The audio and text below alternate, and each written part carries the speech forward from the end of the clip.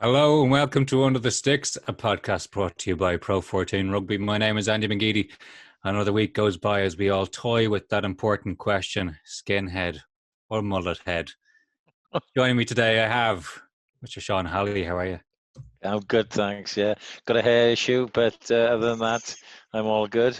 Speaking of hair issues, Paul Williams is here. How are you? Hello, gentlemen. How are you? You've used a comb today. It's pretty impressive. I know. I've got a monster quiff. This is a tsunami of a quiff coming over the top. Yeah. I'm going to be very sensitive in how I introduce Adam Redmond. Hi. There's a pay cut coming. No, I've had to actually use a cable tie to keep on the half blade that I have for my razor because I can't get a proper one that fits it. So just to keep it as short as possible. So yeah, it's no issue for me. I'm on the same routine every 10 days. It's depressing how much hair actually comes off. Yeah. So another week of not much actual rugby, but how are we getting on? Sean, how are you? Yeah, I'm all right. I've been doing quite a bit of watching this week of some old games. I don't know if I can say too much. Adam might have to stare at me.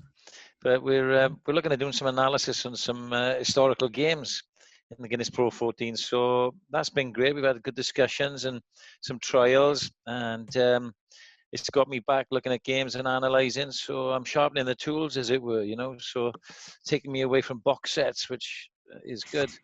So I'm all right. I'm training. I'm lucky. I've got a gym at home that I built a few years back. I got two teenage sons, and we've been going in there every day together. So it's been like a good dads and lads thing, and it's been nice to be at home, albeit in real horrible circumstances. So I'm all right. I'm doing okay. I'm getting a little bit edgy now because I'm used to being out there a little bit more and meeting lots of people and interacting. So I'm starting to get a bit of cabin fever, if I'm honest. Yeah, completely get you on that front. Paul, how are you doing? I'm exactly the same. I keep having waves of feeling normal and then about 10 minutes of not quite panic, but like, oh my God, this is weird. When's it going to end? And then it goes away then. It's unusual. Yeah, but I'm all right, man. Battling through, People have been through worse. People have been through wars. We can do this. Yeah, we can. Stiff upper lip and all that. Yeah. Adam, how's life in Pro 14 HQ? Or sorry, where are you this week? I've just made a short trip to Swansea, so I had a lovely time in Llanelli for 2 weeks. Hopefully, Paul doesn't pick me up on my pronunciation like he slightly did last week.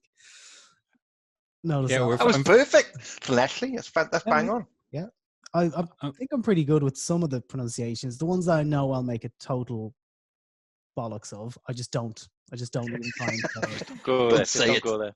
Yeah, it's just the easiest way. Or just go, that way. Yeah. So we need to get you up to somewhere in Scotland or Italy or South Africa soon. Yes. Yeah, I think I can find a few venues to frequent. Excellent. If I find a South African one, I'm going to need to get a braai going somewhere. So we'll just wait for the weather to heat up. Give me another few weeks. Yeah, for various reasons, I've had my charcoal barbecues have been stuck for COVID related issues. So I've been cooking on gas, which is all right. This is very much a first world problem, lads. But let's say first world problems, and then think of middle class that is. I pulled it out of the bag for Easter weekend. It was great. After the discussion about homemade haircuts between you lot now, I tell you, I have very little sympathy on all these subjects. I know, yeah. I'm a supermarket out of... Andy's next statement, my platinum grill is starting to rust. My diamond skewers. This is it. I must say to Sean, he's been very good helping us get some of this stuff set up, and I'd say tomorrow, but we're recording on Wednesday night, so this will be in the earballs and on YouTube by Thursday morning. And Sean's analysis of the 2019 Guinness Pro 14 final will also be live on the website and on our various social media channels. So tonight we did a live stream of the final for people to kind of check in, and also just kind of flags up. We've got over 40 instant classics, as we've dubbed them, from the last 18 months available there on pro14.rugby. And it's been really interesting seeing Sean work with some of our analysts to kind of pick out the little nuggets, so people enjoy getting into that. And then we're looking next week at a couple of belters, actually both played in Wales. We've got a round 2 game between Scarlets and Leinster from last season, which is a belter. It's just got all the toys on the pitch, and it's got some class coaches. So the boys are going to have a look at that, and then they're going to have a dissection of the 38-34 thriller that happened in Cardiff between Glasgow and the Blues last year as well. So keep your eyes peeled on all that stuff. And if you don't agree with Sean, he's at _Sean Holley. I'd welcome it. Happily argue with anyone regarding that. John Mulvihill's on Twitter. I'd love it if he got involved. Old Mulvers. Yeah, Paul and I are offering live betting on these games. Yeah. So Yeah, I reckon exactly. if they can do a Grand National, a virtual Grand National, then I can do live betting on past games. It's fine. There we are. Just cash. No, we'll have to have cards because of COVID. Little bit, yeah. So there is actually not much rugby to talk about. We do have a signing, which we teed up, I think, last week. Adam, drum roll. The drum roll. I'll give you all a clue.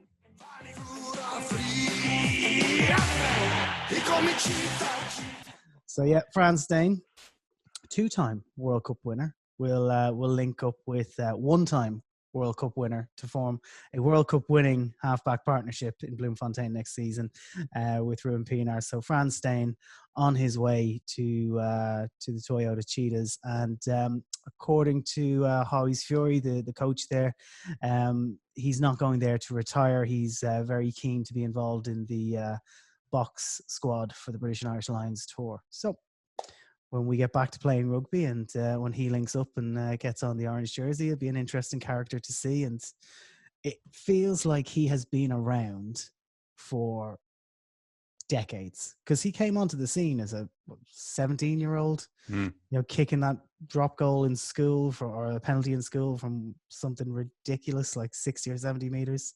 I don't think school pitches are marked correctly. I think that's definitely bogey. But we've seen him in the pro setting do some really fun stuff off the tee. Yeah, I'm looking forward to very, very long range drop goals just for the crack. I'm gonna love it. I'd say between him and Pienaar, Cheetahs won't even need to leave their own half next season. Yeah, it's going to be great. But on that subject, right? The long range drop goal, I love as a tactic, because it's, if you've got someone with the leg to kick it dead, there's very little downside to it at all. Yeah, it's a free play. Effectively, yeah. Well, It always just it buggered me why more players and more teams don't have it in the locker, because if you've got someone, Rob Kearney used to do it quite a lot. We used a really clean striker of that, and if nothing else, it keeps someone guessing. It keeps them from rushing up that much, because I don't know, I love it. Sean, here's one for you, right? Because I always kind of wonder this.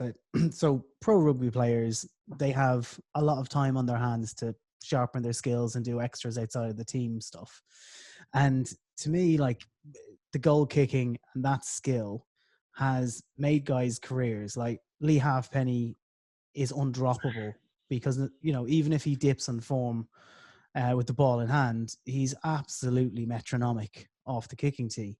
John Cooney, who had never kicked a goal in a rugby game up until 4 years ago or something like that, now is over 500 points for Ulster, and it's completely turned his career around and made him indispensable. And you mentioned, Andy, Rob Kearney. Kearney started off early on in his career, and he could take a long drop goal. He also did goal kicking, but he left that fell away. And I always wonder, sure, these guys sometimes maybe they feel like they don't get the opportunity if they're not the frontline goal kicker, so why keep it up?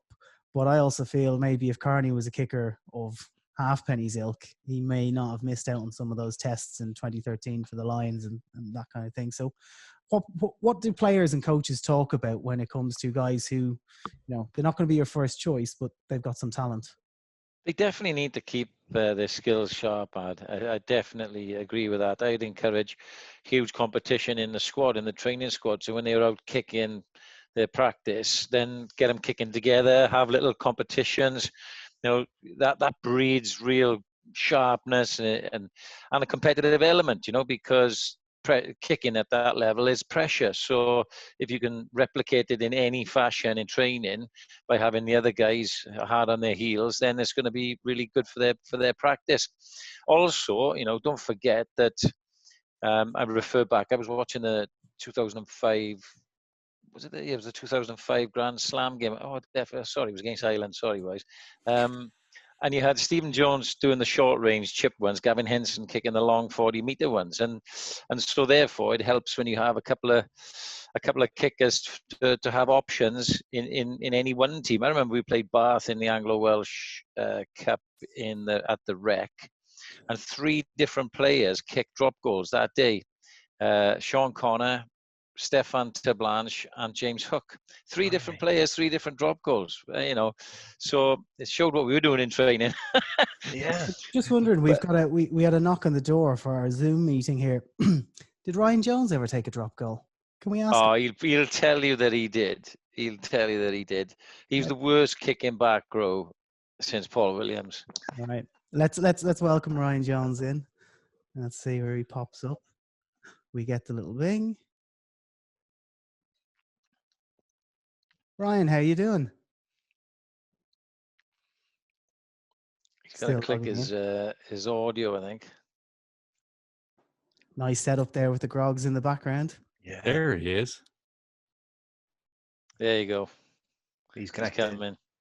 I'll scrub all this for the audio version. If you're watching on YouTube, I hope you're enjoying the break. There he is. Hey Ryan, we were just talking about famous drop goal takers under Sean's reign at Ospreys. You singing your praises. Well, I did have one out in Zebra. That, I told you. If it wasn't, it was an advantage being played. And I did have a shot from some 40, 50 yards. I only just pulled it to the left-hand side. Thing is, man, when you got size 28 boots, then you may be better off using a shovel to drop a goal, aren't you? Yeah, it was more of a. It was almost a punt actually. I hit it that close to the ground, but no, it was good. How's things, guys? All right. Good, mate. Thanks for joining us on Under the Sticks. The reason we got you on is not necessarily in your official capacity as the Supremo of Welsh Rugby, but I thought you were going to say it's the greatest ever Osprey then, but I'm not. That's what I love about you, Ray. I'm not on in that capacity either, am I? Your humility just astounds me, every time. But quite seriously, in lockdown, you've taken it upon yourself to embark on some fundraising activities at home. We're all going a little bit stir crazy, but you've gone out there and you've embraced the community, particularly in Wales and around, with these activities. First of all, you did a marathon in your garden last Saturday. Thank you very much. I'm saddle sore for doing 100 miles on a bike. Sorry, just to interrupt you there, Sean. Have you told all the listeners how you fell off? I fell off twice, a stationary bike. Can you believe it? A stationary bike? Exactly. Time out. Jesus. We need more details here. What was the mile count? It was actually quite low the first time. I was... cut long story short, I got onto an app where you can put a program in and you can see avatars racing anywhere. And unfortunately, unbeknown to me, I put a hill program on. So I found myself about 10 miles in, standing up to go up quite a steep hill. And I rocked a bit too vigorously and whoop, off I came. So I then decided to move my equipment outside because it was a lovely sunny day. And around about mile 80, you're pretty tired then, right? Aren't you? Mile 80, and I came off again, and I staggered over the finish line. So, was that when your shirt fell off for the Twitter shot? Oh well, they needed to come. I was full of sweat. Let's get back to Ryan. That's like Brian Harvey when he got run down by his own car. Do you remember the lead singer from E17? Stay now. Look, we got Ryan over 10 minutes. Let's listen to him. And just for that, Ryan Jones is the greatest ever Osprey. Yes. Thank you are. 100 people did 100 miles on a bike, Ryan, and your target, tell us, was what? Well, my initial target was £10,000, so I wanted 100 people to raise £100, and that was my sort of goal. We very quickly sort of smashed that, as it were. and we finished the bike ride with just shy of 38,000 Fantastic. on Saturday, which was incredible, really. And it was a bit, so it was all born out of an idea just 2 weeks ago. So 2 weeks ago, I sat in the kitchen, and sort of the human spirit's always sort of really impressed me. I think it's wonderful what moments of hardship and crisis that we're going through now, but just to see the wonderful things, the compassion shown by so many for others, and see the wonderful all elements of community coming together. I think that's where we see the real true human spirit. I was sat at home thinking, twiddling my thumbs, thinking, there's got to be someone like I could do with what little profile I've got left. I was never the most gifted athlete in the world anyway, but a pretty stubborn mule. And I was looking out the window, looking at the back garden, thinking, well, all right, wonder whether I could run a marathon in the garden. So I went out, paced it. So the longest stretch I could get was 30 metres. I haven't got a 26.2 mile garden, as Shane texted me to ask. I have a 30-metre garden, and I worked out that I think it was 708 lengths. If I could do 708 lengths, that was a marathon, and that was the first weekend, and I raised about £9,000 doing that, just plodding away in my own garden. So I do now need a new 30-metre strip of turf. So if you've got any sponsors out there, turf specialists, it's all over. We could do with this length of turf. And then after that, I thought, well, actually, this is a really good thing. So what it had done is it inspired others. And I'm a big believer in your mind will give up long before your body ever will. That's something that pro sport and rugby really did teach me. I was never wonderfully gifted, as we regale stories, but what I was damn stubborn, and I was really competitive, and I always found a way to compete. And I've sort of brought that to some of the things I've done post rugby, if you like. So that being said, after that, I was thinking, well, actually, there's got to be a way of bringing more people on the journey. So that's where Ryan's 100 for 100. So 100 people riding 100 mile, raising £100 each on their bikes. And as I said, we were way over 100 in the end, because gyms were doing it and different things, and raised 36,000. So that was week 2. Now we're into week 3. This weekend, I'm trying to get as many people as I can to walk a mile in their shoes, I've called it. So whether they be parents, young people, whether you be family units, whether you be socially distancing, isolating, whatever it may be, everyone can walk a mile. So whether it be in your living room, your hallway, your kitchen, your driveway, your garden, or outside your front door during your permitted allowance of exercise, I want you to walk a mile this weekend. Fancy dress is actively encouraged, and that's my fundraising for this week. And next week, I've already got next week sorted out. I've got to pick up the treadmill tomorrow. So that's one for next week. Oh, no. Oh, no. Well, okay, Sean, the treadmill will have the little bars on each side, so you can't fall off, right? Any crash mats, any sponsored crash mats are on the outside. I can put it on the outside then. Man, it's amazing. It's amazing. It was as hard as it was last Saturday. We did something like this where you were able to tap in and communicate, which is half my problem, boys, to be honest. I think I was fiddling around with equipment too much. But yeah, it was a real spirit going through the 100 miles of the people. And, remember what people are doing for us. Remember people who are suffering. Come on, push yourselves. All that chat was going on. And then people who weren't actually doing it, some personalities jumped on. Geraint Thomas, Tour de France winner. David Flatman came on. George North jumped in. There was various others. And Sophie Evans came on, the Welsh singer, and sang. There was a huge spirit involved around the event, as well as raising the money, Ryan. Yeah, and I think that's what people are crying out for, isn't it? That sense of belonging and community, and rugby's amazing for that. All the people you named there have got big rugby connections. So when I did put it out there, people would saying, like, I don't fancy it, don't want to do it, but said I want to be part of it and I want to come and join in and I want to support. What can I do? So that's been the magic of it. And like, if I do nothing else other than give people something to laugh about by roping people like yourself in to fall off static bikes, or laugh at me for doing stupid things in my garden, I think it's job done, really. We all take life too seriously when things like what we're experiencing now really do put in perspective. But we're all capable of doing something and contributing something. So that was always my driver, really. Great. You missing the rugby before we let you go? Yeah, I desperately miss it, mate. I'd give it all up just to walk out once more. It's tough. Yeah. So Ryan, if guys go along to your Twitter page. They can find the link to donate and get involved. So we'll make sure we give you a shout out on not just our little podcast account, but we'll make sure the Pro 14 one gives you a shout out for that as well, because it's brilliant. It's brilliant work, and as you say, the community aspect to this is probably the thing that's most important to everyone during these times. So brilliant work, mate. Keep it up. That's great. Really appreciate that. Thanks, guys. Stay safe. Speak soon, Jack. See you. Well done, Mr. Holley.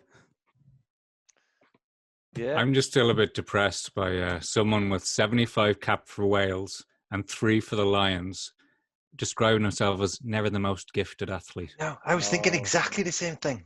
I was thinking.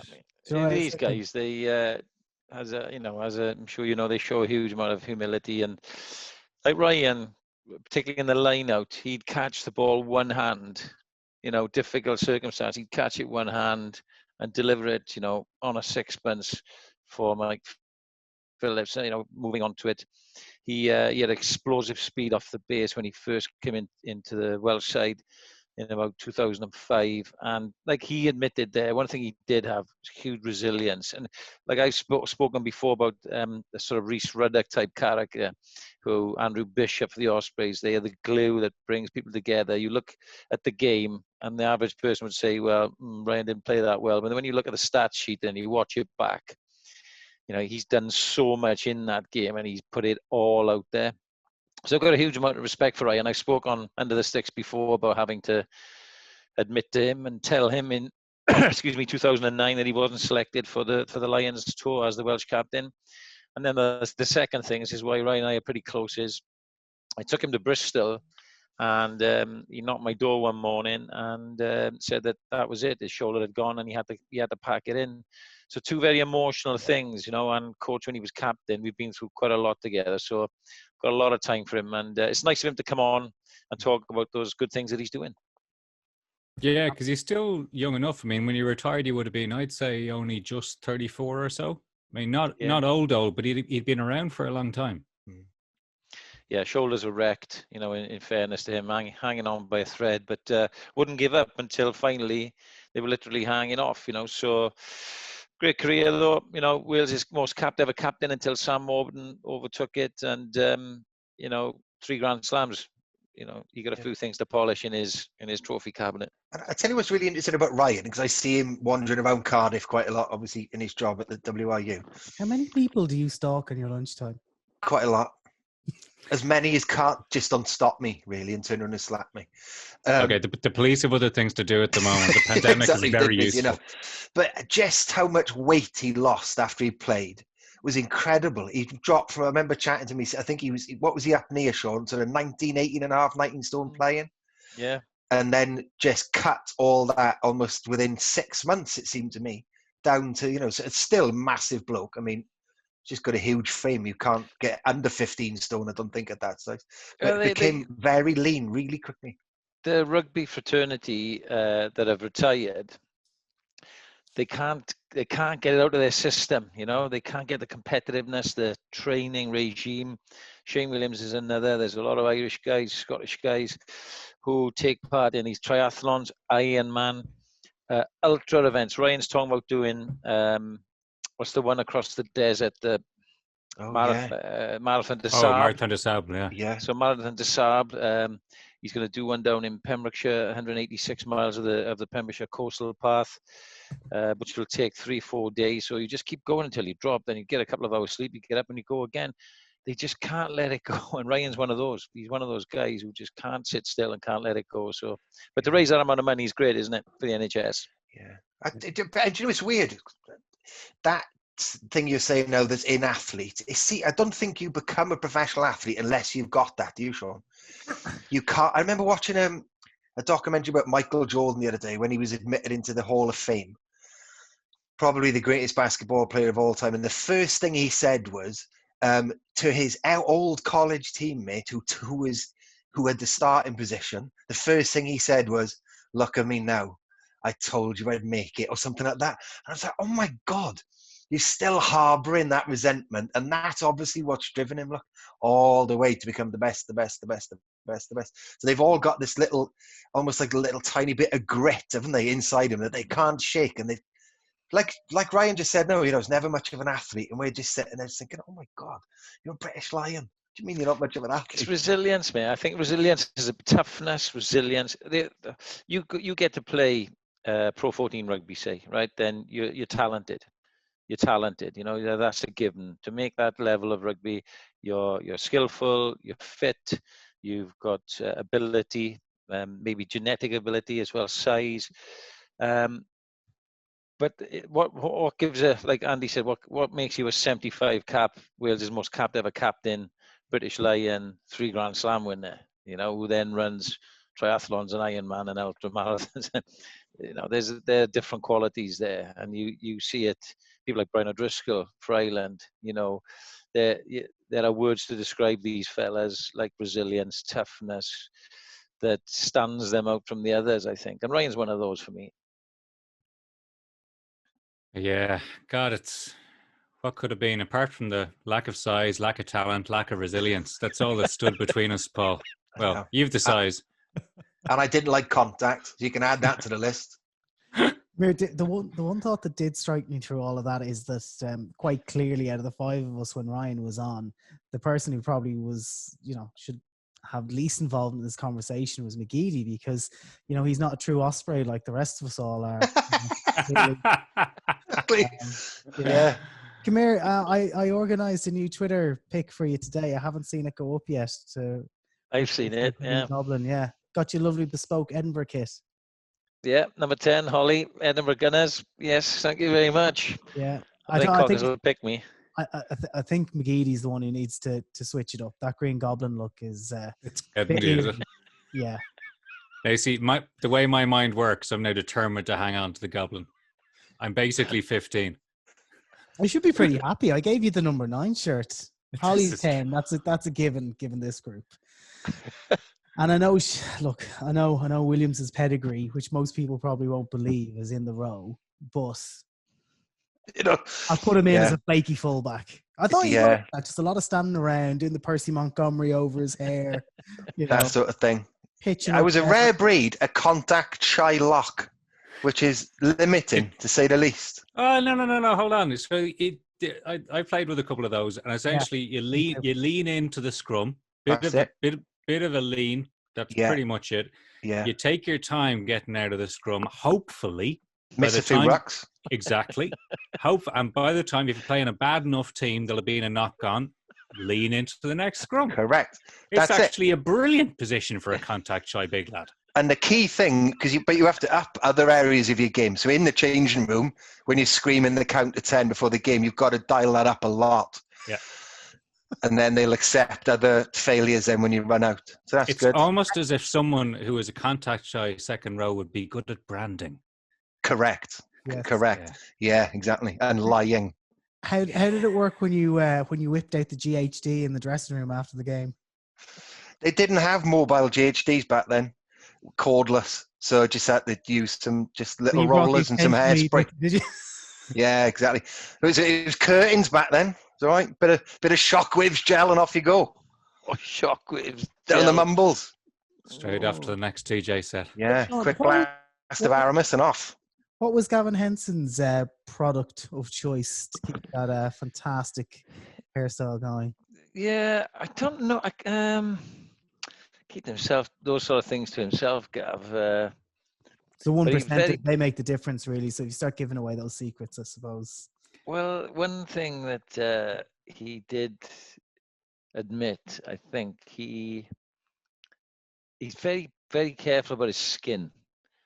Very careful about his skin. So, for example, he doesn't particularly like washing in tap water, So in the past, he'd bathe Tommy Bow has told me this. In mineral water, yeah. He'd buy bottles of water and bathe in the mineral water, yeah. God. But very, very, and he'd say to people, "Oh, your skin isn't good." He'd look after himself really well, and you got to say, he looks $1 million, doesn't he? Yeah, he still does, and he's one of my favourite players. And whenever you say, "Oh, top 10 favourite players," I always mention Gavin Henson, right? And everyone's like, "Oh my God, why?" But other than Hadley Parks, he's number 2 on the man crush list. He had it all, Gavin Henson. Yeah, he did. He was did. fantastic. There was an article came out in, I think it was Wales Online. Lynn Jones had done an interview and he admitted to rubbing Vaseline on Gavin's legs pre-match. There we go. Jason Spice texted me, must have picked it up, and said, "I remember that game like yesterday. It was a disgrace to see that in the changing room." Oh. Did they win? Oh, Scott Gibbs used to get a rub down from the coaches as well for UN on. Well, there's his jersey, Gibbsy there, but yeah, just little foibles, little things guys would have before going out. But Gav was meticulous in his preparation, how he looked. But none of us never had an issue with that because it was his costume to go out and perform, his makeup, if you like, and that, boy, could he perform. So if he wanted silver hair, silver boots, a fake tan, and I don't know, cocoa milk on his legs, he could have it. Looks very good. If it made him perform, Yeah. Well, my Twitter game will certainly step up thanks to our friends at Edinburgh Rugby for those faux jerseys for us all, which is very good. And I promise I'd give them a shout out for their well done, those guys. Thank you very much indeed. Top work. Yeah, I like the that. Castle podcast, which they do a good job on, and they actually do a really good job on letting their players' personalities shine through, which isn't always the course in some places. I think rugby's getting much better at it. So even if you're a neutral, you're looking for some different podcasts at the moment, do give Inside the Castle a listen. Another one that we like to give a plug to is the Tuesday Club, Mr. Holley. And I very much enjoyed this week's one because you had a Mr. Daniel Bigger. Yeah. How did you get him on your pod? Oh, easy. Easy. He's a great lad, and what my feelings for Daniel. And he came on. Tuesday Club is just a nice, easy chat. It's not solid rugby. It's we have things about TV and the acting world and movies. We have actors and directors on. But Daniel came on, and we talked about lockdown, and we talked a little bit about the box sets and the films that he likes. He's got himself a new coffee machine. He's teaching himself to be a barista in the lockdown. Running after his 2-year-old, keeping fit. The WRU had given him some weights and that to tick over. But also spoke about a similar passion of mine, and that's Manchester United. He's a big Man United fan, so we had a chit chat about that. Yeah, he's it's good. It's good fun listening to it, and I liked when if I'd had the time, I wanted to clip it up and do a teaser for you guys because he has a quote saying, "Yeah, we find ourselves we're struggling a little bit. The next few rounds are going to be big ones," and I wanted to play that at the start and ask you and say, right, what is Dan Bigger talking about here? And what he's talking about is him and his wife are in a couple of quizzes with their mates, and they've been struggling of late. So they're kind of propping up the table, I think, according to Dan's report. So, but it is funny, the 2-year-old running around rings a very familiar bell in this household as well. And he even got the timelines right. He's like, 8:30, we can actually have a normal life for about 2 hours before you have to go to bed again. He's a great lad. And he's I must say, like, for a guy who came up, it's interesting we talked about Gavin Henson before this. Like, Gavin burst through at a really young age, and the star faded. I mean, injuries took a toll, but I don't think Gavin Henson's career in totality was spread across the full career and didn't probably reach the heights that it promised to early on. Dan has shone from the very first day he stepped on the pitch, and he's still going, and he's playing some of his best rugby now, isn't he? Yeah, I think it was a perfect storm, really, I think, for Daniel, because it certainly came at a point where rugby league style rush defences were taking over. So out halves were finding that they were catching the ball and had a defensive wall in their face all of a sudden. And what Dan is very good at is organising and telling people where to be and making good decisions and kicking when he needs to kick. And at the time, possibly James Hook was a bit more mercurial, a bit more natural, a bit more off the cuff. And, it was becoming a point where defences, you could spook him. But once Daniel came along and we were able to move James out to 12, in light of Gavin's, injuries and not playing. It was a perfect storm because then you had 2 10s playing. We had the old second 5-8 thing, and Dan was able to take the pressure off Hooky. Hooky played some of his best distributing and running and kicking from 12. We were able to play 2 10s either side of the ruck. He had a good second kicker option in the 12 channel. The number of times he'd grab a through for Tommy Bowe, Shane Williams to dot down because he'd bring the defence up, give it to James Hook, he'd push it through. It was a perfect storm, and they complemented one another. So, and I'm just glad that Daniel stood the test of time because he had his knockers, that's for sure. Because he wasn't this Phil Bennett, Barry John, James Hook style outside half, and he was never going to be. But he's damn big and he's done bloody well. I'm very proud of him. Yeah, I think he's playing the best rugby of his career at Northampton under Chris Boyd. Like you say, it was that perfect storm. He came through it in that kick tennis era, didn't he? When it was often easier to play without the ball. And I always remember there was a change in the jackling law at the time as well. You didn't have to come through the gate to jackal at the time. That was right, wasn't it? So you could just tackle and then get straight up and jackal. So it was a lot easier to lose the ball basically when you had it. But now, under Chris Boyd at Northampton, he looks like the player you always knew he would be. He's it's offload central when you see him play now. He's fantastic. And he doesn't look scared of anything anymore. He hasn't got the weight of Test rugby, even though he's obviously still playing Test rugby. But he doesn't look burdened by it anymore. He's just doing what he likes, and it's fantastic to watch. It'd be interesting to get Andy and Adam's thoughts on Johnny Sexton. Had a similar sort of introduction for me. Came through, wasn't your sort of mercurial 10, but he was very methodic, organizer, good kicker, distributor. Came through, but Johnny kicked on nicely. Had a great progression. But would you say that perhaps he's faltering a little bit towards this part of his career now? And what's he going to do about that? Sexton has a limited amount of rugby left, but it's amazing if you look at how few games he plays. It's extraordinary how few away fans get to see him. And it is a disappointing thing, but that's how Leinster and Ireland are managing his minutes now. But when you look back to the start of his career, he wasn't an incredibly well-known player coming through first. You had Felipe Contepomi ahead of him at Leinster. You had Ronan Gara, obviously. And they were two fascinating battles. But the Felipe one wasn't a battle. If Contepomi doesn't get injured in a big game for Leinster, who knows when Jonathan Sexton would have come through. Could he have come through in the same way? Possibly not. But the big thing that Jonathan Sexton brought that other out halves could not bring was his work in defence. He's a big guy, but he's a genuinely effective defensive player.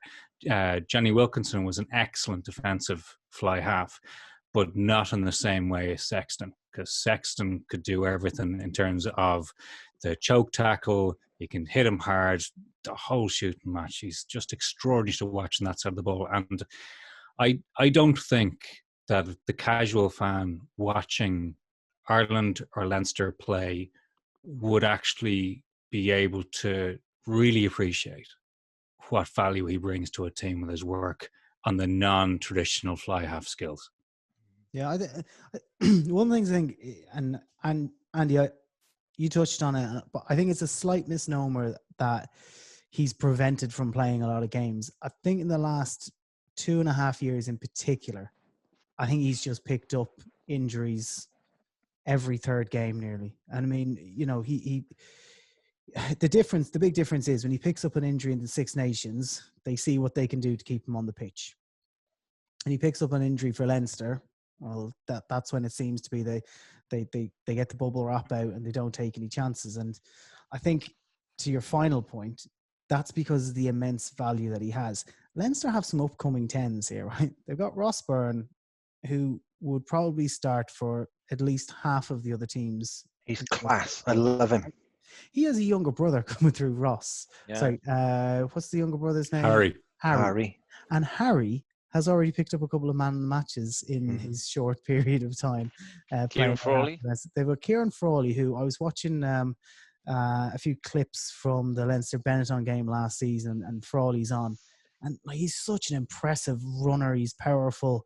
And the games I've seen him come in at 10, he's looked good there as well. I mean, Leinster have an embarrassment of riches behind him, but his value, when it really matters, is immense. But I'm going to throw in, like, people talk about him being narky on the pitch, and it's one of these things, these personalities that, when you win, everybody admires it, and when you lose, they're like, oh, why is he getting in a huff and this kind of stuff. Are you talking about Dan Bigger or Jonathan Sexton? Well, there we go. It's the same point, isn't it? Exactly that. I don't think anybody who wears a number 10 jersey is immune to this particular personality trait. But I got to see some of it really close up before. My reporting days, I managed to convince Joe Schmidt to let me do a behind-the-scenes feature, which was to go and see him coaching a local team, which he would do quite often during midweek. And he went to coach some under-16s teams out in the sort of fringes of the province. And you're not talking about elite under-16s. You're talking about, they asked, he had time, and he went along, and none of these lads were ever going to play for Ireland. And the similarities between that coaching session and then seeing coach the Leinster team in the build-up to a game against Claremont were very striking in terms of how he set a session up and the warm-up practices and stuff like that. But what I did get to see was, when Joe and Johnny are running the back session nearly, so Johnny's almost like another coach, but there is zero tolerance for any mistake, because they have 42 minutes of high intensity training, and 19 or 21 of those minutes are set purely for the backs. And if you're doing a drill and you don't get the pass right, or you're in the wrong place, see you later. And it just it shows people, like, what you see on the field is not half what actually happens on the training pitch, to get to the guys in a place where they can actually deliver, and everybody understands the standards, and everybody knows the pressure. Because I think, as they say, if you train hard, the harder you train, the easier the games should be. And I just think that for a guy who can be as tough on his teammates, still have their respect, still have their love, have these guys put their body on the line. And you talked about his defending. The other thing about Sexton, and I haven't heard him say this, but just from watching him play, I would imagine he wants to be the antithesis of the number 10, the guy who shies away from a tackle, etc., etc. I think his style of leadership is, and when people were talking to him about his concussions and the injuries and how he goes into tackles, etc., all this sort of stuff, and he's like, I can't be a leader in my team if I'm gonna half-ass the defensive effort. So that would be my spiel on him. It sounds like a poster on the bedroom wall right there, isn't it? Yeah, two. I think definitely, at least. Yeah, I like the big. We put a lot of work and the training paddock into this podcast too. It's exactly the same. Exactly. Yeah, I'm always on time. My equipment's always working. Williams has a very, very low threshold now for any drop passes and training here in the podcast land. Yeah, been whipped into shape since Holley's been on board. It's that coaching sort of. It's the power. The 1%ers, mate. They make the difference. 1%. I can see the way he looks at me on Zoom. It's threatening. He'll drop me. I know. So we've got something to actually talk about, or at least we were given homework. Remember? We were. Oh, yeah. Hang on. What about Paul's weird world of? Nah, that's coming. Let's do a bit of rugby. It's an actual rugby content. Come on. Global season. Yeah. Okay. So we're probably talking about this again because we have in one corner Bill Beaumont, in the other corner Augustine Pichot, and part of the manifestos are talking about the calendar and the way the game's going. So we'll start this off by saying the global season, the global calendar, it is once again up for conversation. Adam, first. Right. What is wrong? Why is this even a discussion? Because essentially rugby kind of never really stops. You know, if you take the totality of the game, international club, from January to December, there is not one month of the year where you can't find some high-class competitive club or international games on. You know, in the Northern Hemisphere, we've got games under the current system that will run till end of June. We have internationals then that will take place in July. In France, you will probably see a competitive game in the top 14 at some point in August. In September, we'll see, and in August and September, we probably see Rugby Championship played as well. We've got November tours. We have the starting of the next season in the Northern Hemisphere. It is, when you think of contracting cycles, you're probably, if you're a Against Pro 14 fan or Premiership fan, I'm sure there's plenty of them listen to this podcast, you will probably not be too unaware of, you sign a guy from New Zealand, but he doesn't turn up until late October or November because their contracting system is different. And most of the time clubs aren't, they don't need to pay off a guy for the extra 3 months of his contract, and they just let him turn up maybe a little later sometimes. So as an environment, rugby is not working for rugby. It's a lot of different elements, all kind of working in their own areas, and it needs a bit more coherency. And I think the players would benefit from that, and I think clubs will benefit from that. And I think in order to grow the game, and this is certainly a personal opinion, but I know it would be shared by many others who work in rugby, both whether on the performance side or the administrative side, we need to grow the game, and we need to make sure that when people tune in for the big international attractions, that we're trying to make sure that we're giving them the best possible chance to then migrate into club, and not really say, no, the club rugby is not really that important. You just want to watch these 5 matches a year. So that'll be my opening salvo on it. Okay, so there are several issues with rugby. One of the big ones is, well, do you know what? It's kind of played in 2 different hemispheres, and South Africa and Argentina, all the way across the Southern Hemisphere, we have one big pocket in the Northern Hemisphere with our own time zone, and we're very happy with that. That doesn't help. Sean, what would you like to see here? There's no easy solution.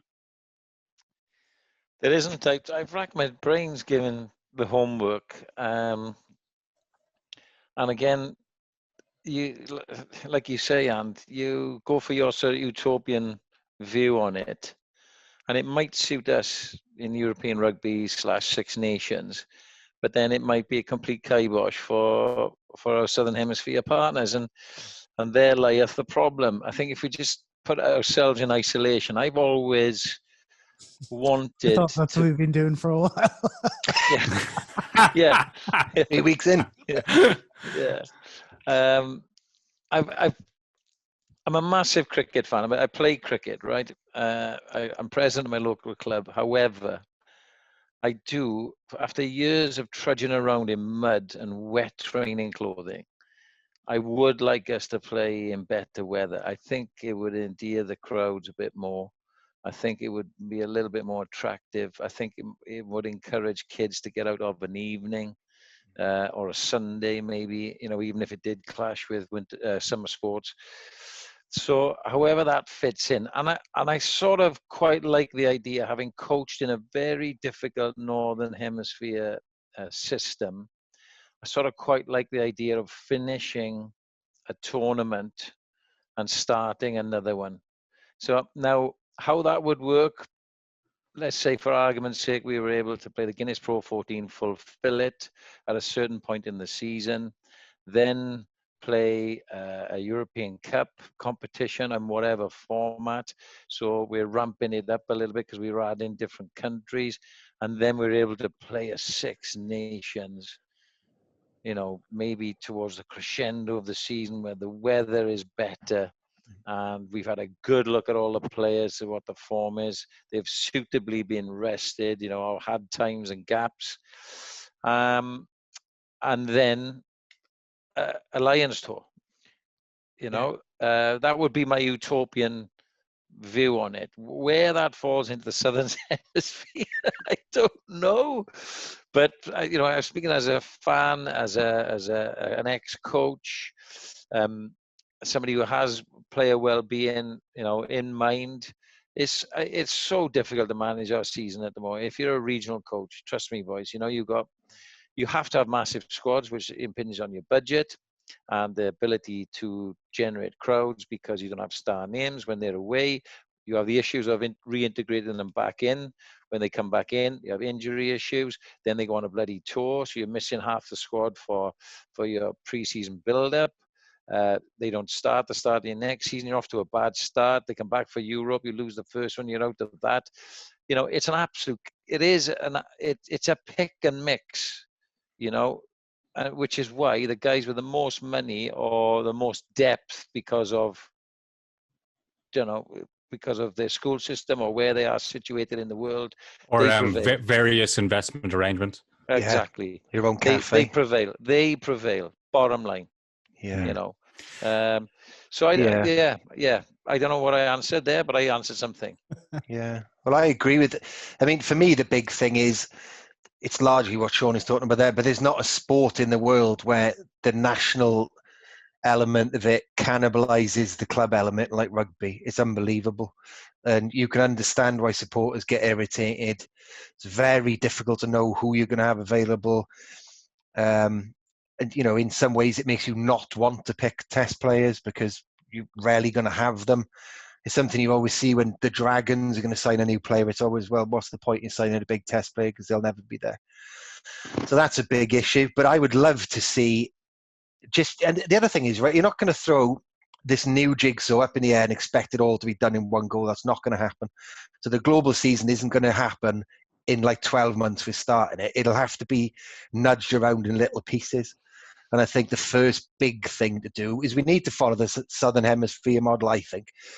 So do Super Rugby first, and then once that's completed, test players go off, and then you have your ITM Cup, or in New Zealand, that's what it is, or your Curry Cup.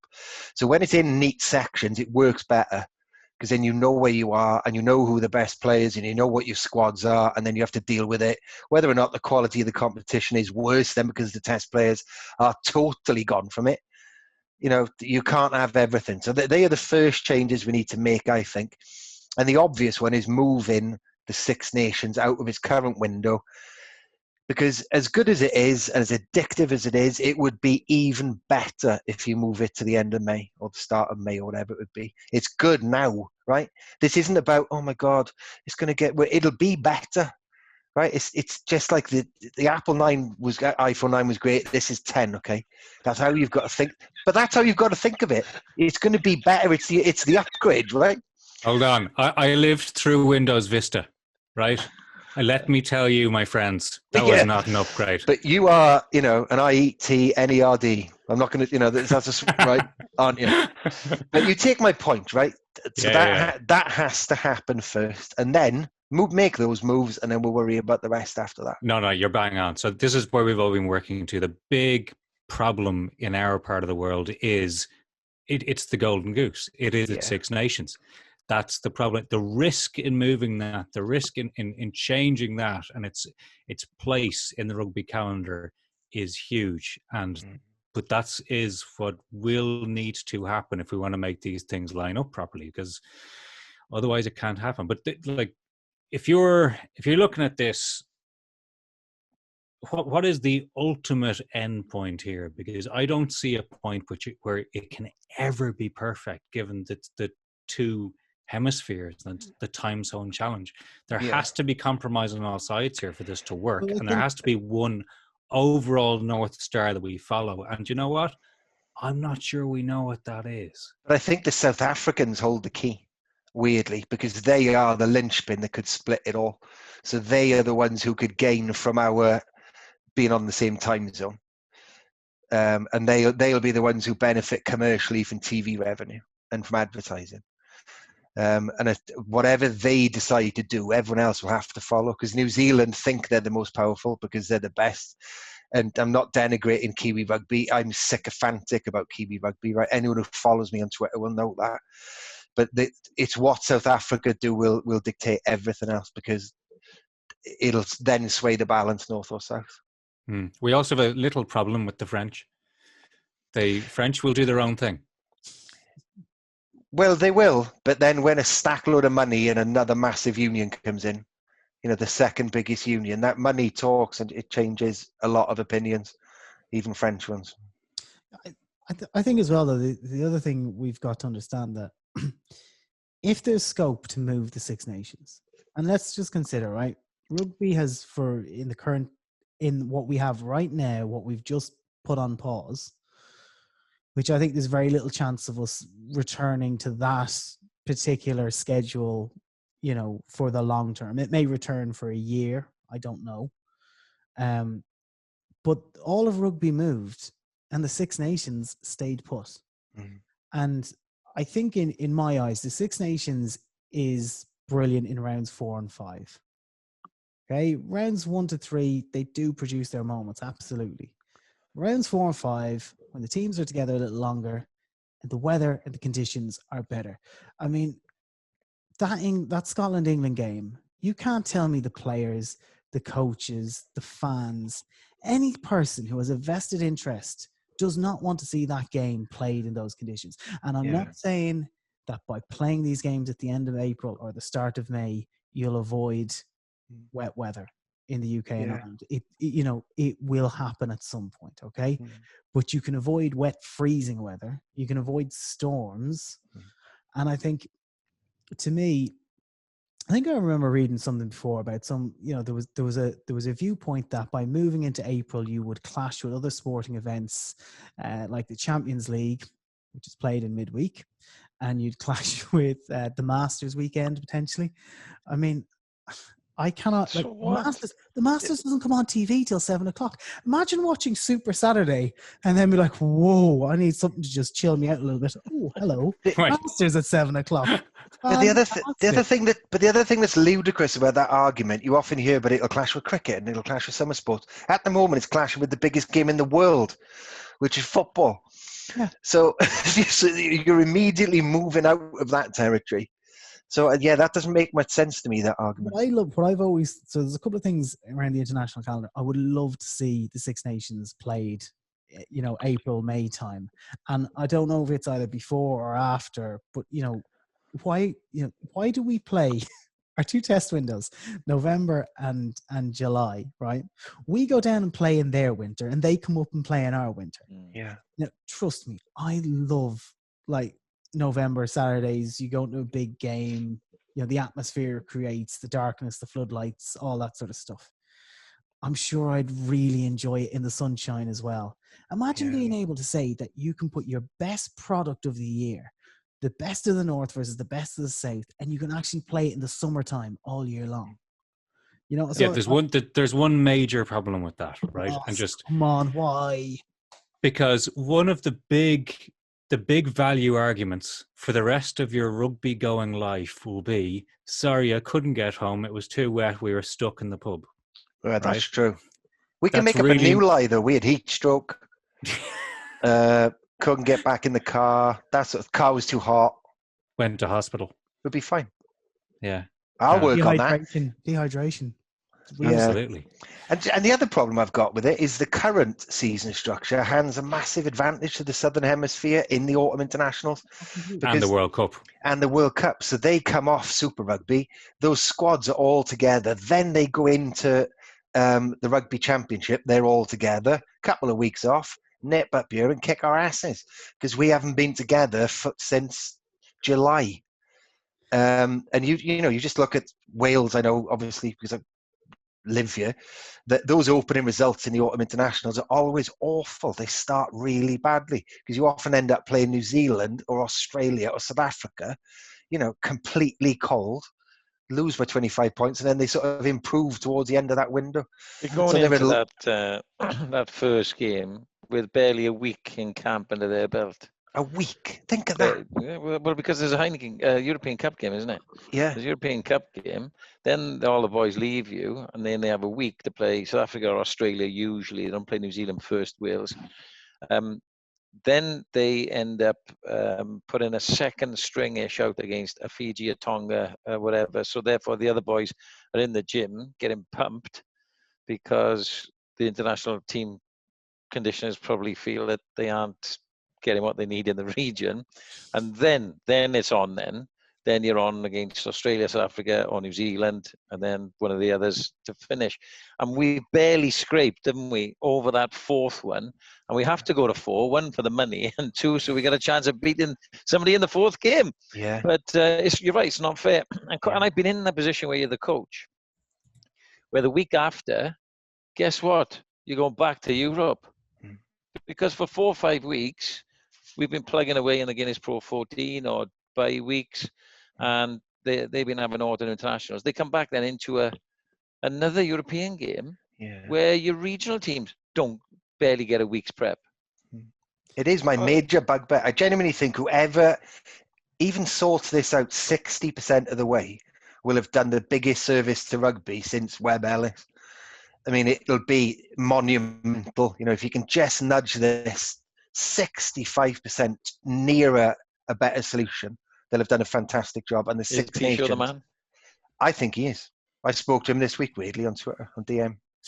And I shouldn't have said that on here. There are a couple of drinking games that can be put together on this podcast. Number 1, Sean Holley tells you a story regarding the Anglo-Welsh Cup. Paul Williams tells you who he's been DMing on in rugby. Twitter. I did, actually. Adam Redmond mentioned something about Guinness. Yes. Yeah. And McGeady barbecues. McGeady, smoked meats. That's fair. But it's nothing salacious. But I think he is, because I think he's the progressive one. And I think, you know, you need somebody from outside of that old guard. From one, you know, you can't call Argentina a lesser nation now. But from that, outside of that, you know, the old school social circle, to change it up a bit. And the Six Nations is the first thing that needs to move. It's not even a question for me that if I was in charge, the meetings would be a lot later starting, but we would switch the Six Nations immediately. Take to Twitter, Williams. Take to Twitter. Come on. I'm right. stunned. I'm stunned you've sided with the candidate who's saying that rugby needs a far superior computer game to help grow its appeal. Yeah, don't get into that now. Easy boy. He's got a point, though. Well, he has got a good point. You look at all the, you know, it's chicken and egg with that, isn't it? You need a successful game to start the, you know, if World Rugby want to chip in £500,000 to develop a whoop-ass rugby game, that would be fantastic. But I think there are other more important things to spend the money on. Yeah, at the moment, I'd say there probably is. But nonetheless, it's funny because to some people, they'll think, meh, what does that, you know, what's a computer game going to do? Well, actually, you know, esports, and, you know, you only have to look at, like, the word Madden and the word FIFA. Yeah. Encapsulates 2 sports that are just, you know, licenses to print money. Yeah. And I don't know what we'd call the rugby game, you know. The Webb Ellis. I know what you'd like to call it. The Guinness game. The Guinness under the sticks. Oh. Yeah. No. No, I think like I'm a big fan of just finding, like, I love that thing about, like, the thing I love about Madden is it's just named after someone who's iconic to that sport. Yeah. You know what I mean? It's Jonah Lomu Rugby. I know.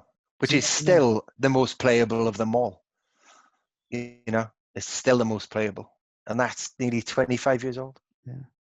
And one of the things I wanted to ask you guys as well is in a new global season, is there a match that doesn't exist? Is there a contest or a tournament?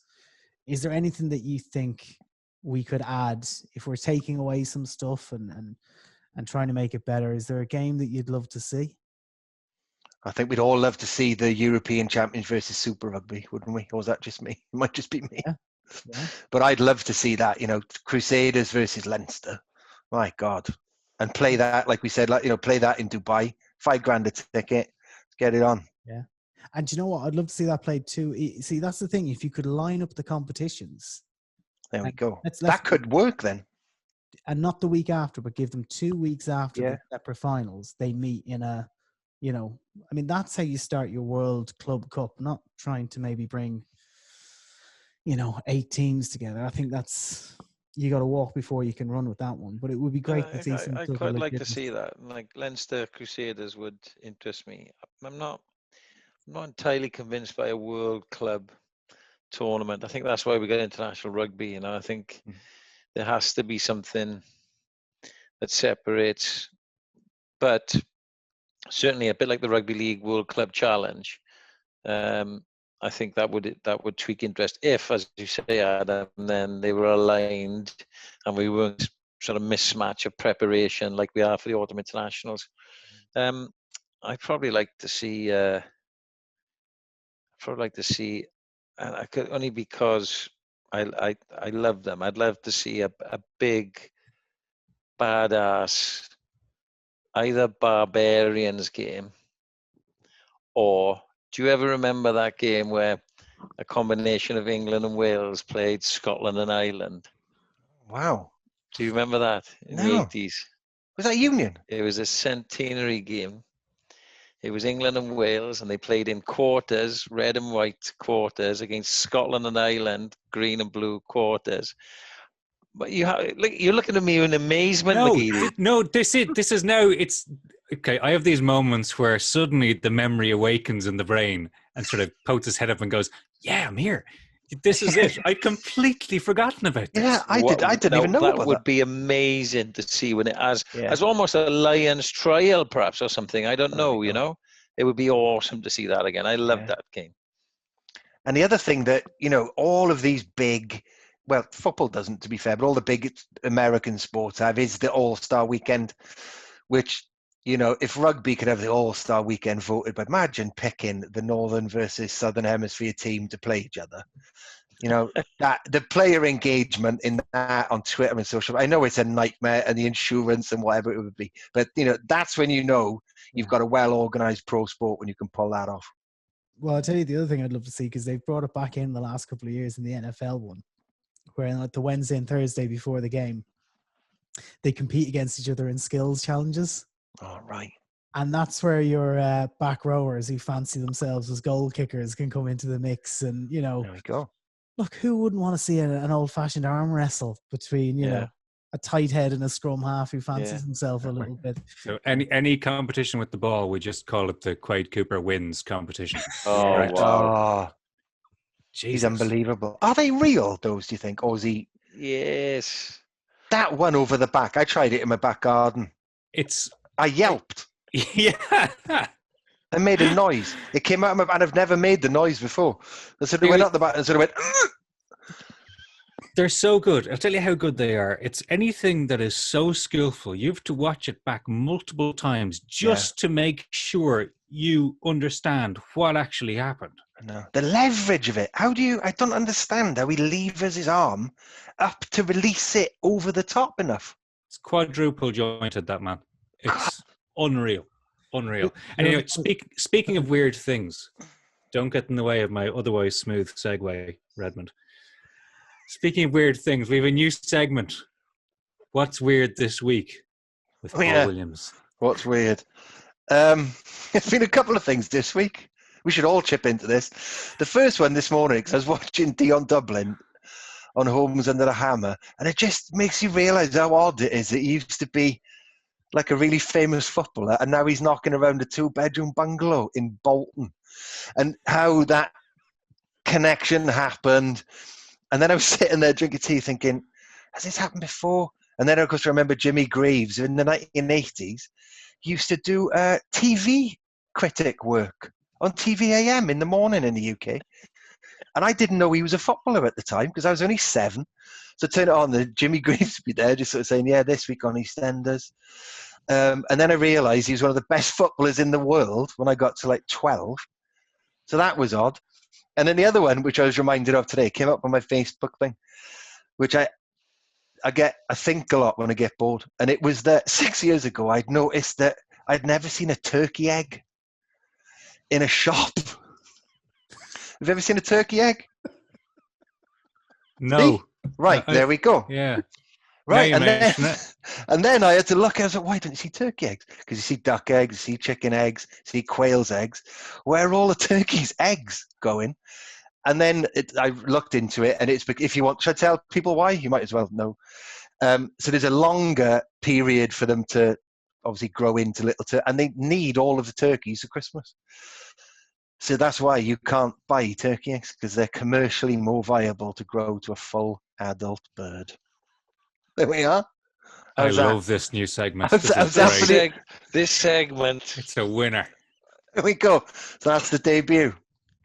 I can now see this, like, people just listening to this podcast in future and just scrolling straight to like 55 minutes. Or switching it off totally and unfollowing me. Love it. Yeah. Brilliant. So that was this week. The thing I'd love to see with the Dion Dublin one, though, is that, like, you know, when he comes into a house and all of a sudden he realizes it's one of his failed former teammates. Yeah. Yeah. In the corner, drunk. Yeah. But he's drunk. And isn't it unusual that not many rugby players get access to stuff like that? So I was thinking, obviously, Alfie, Gareth Thomas, has done really well in the media outside of rugby. So he's done lots of, but you don't tend to see other. Tommy Bowe's doing all right. Tommy's does a bit of a travel show on Ireland, isn't he? Does he? Ah, right. There we are. I didn't know that. Tommy's travel show is actually, it actually sums him up perfectly, because Andy, correct me if I'm wrong, it's shown on BBC Northern Ireland and it's shown on RTE in the Republic. And Tommy is this perfect rugby character who just is beloved everywhere around the island. Like, do you know what I mean? Like, some people can always go, oh, he's from such and such, I don't really like him. He's a very popular fella. He's my mother's favourite player. But we can beat that. Because do you lads know that Donegal Callahan presents children's TV here? Oh, does he? Yes. Donegal Callahan. He's a lovely bloke, Donegal, isn't he? So you can have a little look at that. Go down a YouTube hole there somewhere. It's kind of funny. I can't remember the name of the show offhand, but I've definitely seen him. Unless that was a really weird dream. Tiny. Yeah, exactly. I think we've identified next week's serious rugby topic. Which current players will make the best TV personalities? Yeah. How can they transition? Well. Anyway, TV for this weekend. Adam, you made a prediction last week, and it has come true. With no inside scoop. I decided logic will dictate this will happen. Sky Sports are rolling out the full match replays of the Lions last 2 weekends. What has been notable in the absence is big game we talked about last week, 2009 Lions Box second test, possibly one of the greatest games of the modern era. You'd be hard pressed to find something to beat it. So that's going to be on Sky Sports Arena, I believe, on Saturday morning at 8:30. Got to watch that. That's a pod instruction, isn't it, to the listeners, I think. Yeah, can I have that as my official homework for the pod this week? You know, great homework. It would have to be official homework, and I'd have to make sure that I had that time roped off. Yeah. That'd be like getting PE homework from school, wouldn't it? Exactly. Go home and play golf. Homework, go home and play golf. A couple of games of cricket on the field. And I want a current referee. I want a current referee to actually watch that and then tell us how many penalties and other things would have been given if that game happened today. That is a fantastic shout, and I will get one of our international referees to see if they can. Excellent. Yeah, that is your homework right there. But my invitation is, because it's a 8:30 in the morning, I will ensure it is recorded. It will be on in the house. I will be running around after said 2-year-old.